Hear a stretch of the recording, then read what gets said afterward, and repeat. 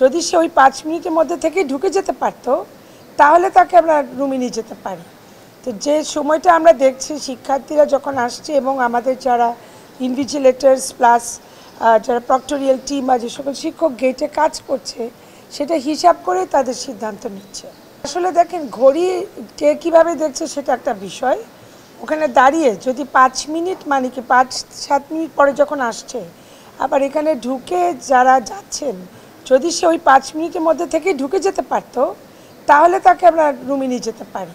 তো যে সময়টা আমরা দেখছি শিক্ষার্থীরা যখন আসছে এবং আমাদের যারা ইনভিজিলেটার্স প্লাস যারা প্রক্টোরিয়াল টিম বা যে সকল শিক্ষক গেটে কাজ করছে সেটা হিসাব করে তাদের সিদ্ধান্ত নিচ্ছে।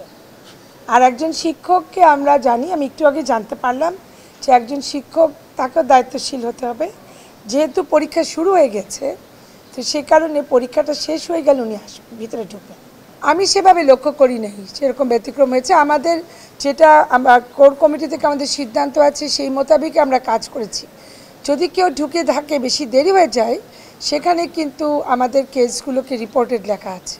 আজকে গুচ্ছ পদ্ধতির আমাদের শেষ পরীক্ষাটা অনুষ্ঠিত হচ্ছে এবং 24টি বিশ্ববিদ্যালয় আমাদের 22টি কেন্দ্রে পরীক্ষা হচ্ছে এবং জগন্নাথ বিশ্ববিদ্যালয়ের যে পরীক্ষাটি হচ্ছে সি ইউনিটের, এখানে মোট শিক্ষার্থী সংখ্যা হচ্ছে 17,238 জন।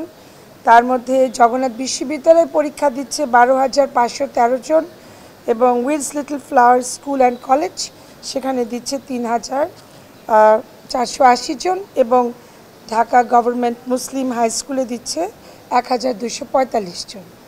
আমি দেখে আসলাম পরীক্ষার হলগুলি পরিদর্শন করে, ভালো পরীক্ষা দিচ্ছে। তারা বলেছে যে পরীক্ষার প্রশ্নও ভালো হয়েছে।